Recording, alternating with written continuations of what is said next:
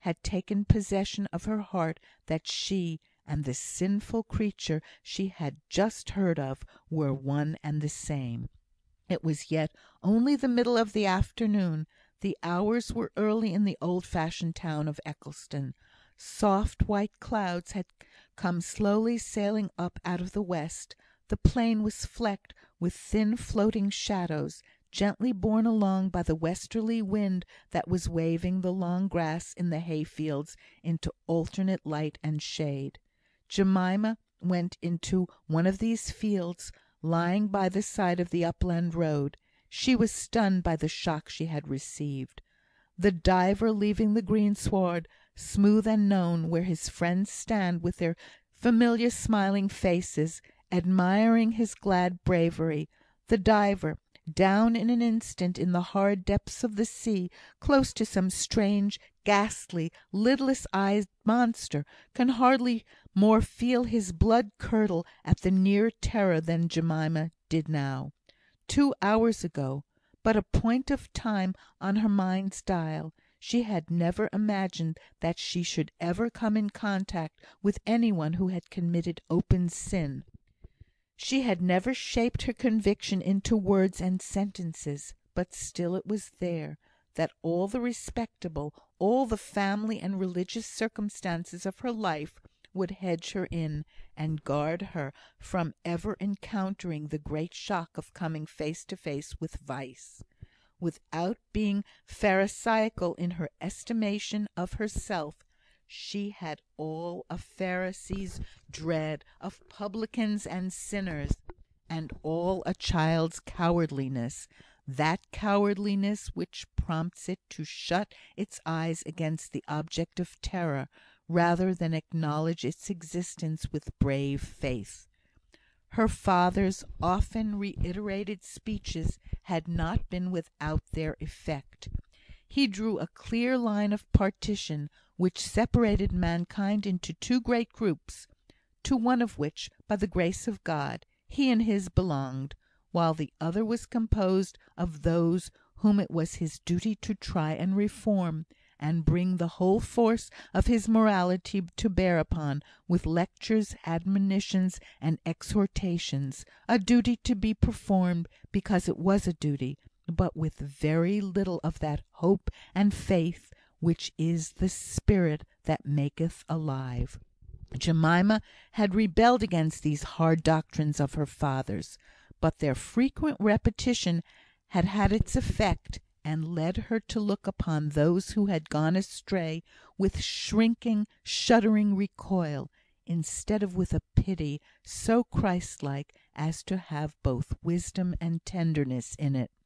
And now she saw among her own familiar associates one, almost her house-fellow, who had been stained with that evil most repugnant to her womanly modesty, that would fain have ignored its existence altogether. She loathed the thought of meeting Ruth again. She wished that she could take her up and put her down at a distance somewhere, anywhere, where she might never see or hear of her more, never be reminded, as she must be whenever she saw her, that such things were in this sunny, bright, lark-singing earth, over which the blue dome of heaven bent softly down, as Jemima sat in the hayfield that June afternoon, her cheeks flushed and red, but her lips pale and compressed, and her eyes full of a heavy, angry sorrow. It was Saturday, and the people in that part of the country left their work an hour earlier on that day. By this, Jemima knew it must be growing time for her to be at home. She had had so much of conflict in her own mind of late, that she had grown to dislike struggle or speech or explanation, and so strove to conform to times and hours much more than she had done in happier days. But oh, how full of hate her heart was growing against the world! And oh, how she sickened at the thought of seeing Ruth!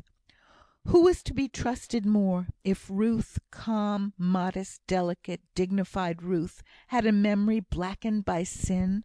As she went heavily along, the thought of Mr Farquhar came into her mind.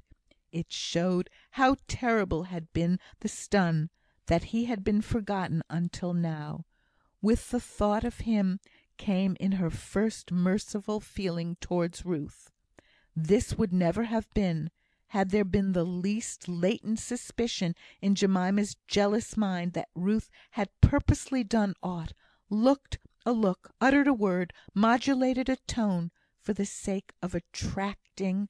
As Jemima recalled all the passages of their intercourse, she slowly confessed to herself how pure and simple had been all Ruth's ways in relation to Mr Farquhar.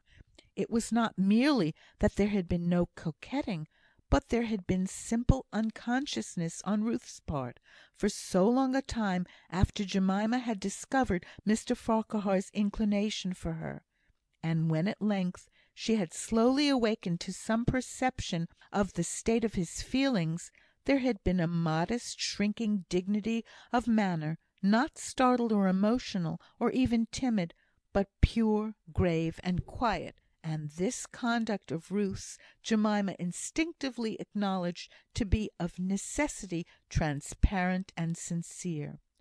Now and here there was no hypocrisy, but sometime, somewhere, on the part of somebody, what hypocrisy, what lies must have been acted, if not absolutely spoken, before Ruth could have received by them all as the sweet, gentle, girlish widow, which she remembered they had all believed Mrs Denbigh to be when first she came among them. Could Mr and Miss Benson know? Could they be a party to the deceit? Not sufficiently acquainted with the world to understand how strong had been the temptation to play the part they did, if they wished to give Ruth a chance, Jemima could not believe them guilty of such deceit as the knowledge of Mrs Denbigh's previous conduct would imply. And yet, how it darkened the latter into a treacherous hypocrite, with a black secret shut up in her soul for years, living in apparent confidence and daily household familiarity with the Bensons for years, yet never telling the remorse that ought to be corroding her heart. Who was true? Who was not? Who was good and pure? Who was not? The very foundations of Jemima's beliefs in her mind were shaken. Could it be false? Could there be two Ruth Hiltons? She went over every morsel of evidence. It could not be. She knew that Mrs Denbigh's former name had been Hilton. She had heard her speak casually, but charily, of having lived in Fordham. She knew she had been in Wales but a short time before she made her appearance in Eccleston. There was no doubt of the identity. Into the middle of Jemima's pain and horror at the afternoon's discovery there came a sense of the power which the knowledge of this secret gave her over Ruth. But this was no relief, only an aggravation of the regret with which Jemima looked back on her state of ignorance. It was no wonder that when she arrived at home she was so oppressed with headache that she had to go to bed directly. Quiet, mother! Quiet, dear, dear mother! For she clung to the known and tried goodness of her mother more than ever now. That is all I want. And she was left to the stillness of her darkened room, the blinds idly flapping to and fro in the soft evening breeze, and letting in the rustling sound of the branches which waved close to her window, and the thrush's gurgling warble, and the distant hum of the busy town. Her jealousy was gone, and she knew not how or where. She might shun and recall from Ruth, but she now thought that she could never more be jealous of her. In her pride of innocence, she felt almost ashamed that such a feeling could have had existence. Could Mr Farquhar hesitate between her own self and one who... No, she could not name what Ruth had been, even in thought. And yet he might never know, so fair a seeming did her rival wear. Oh, for one ray of God's holy light to know what was seeming and what was truth! in this traitorous, hollow earth.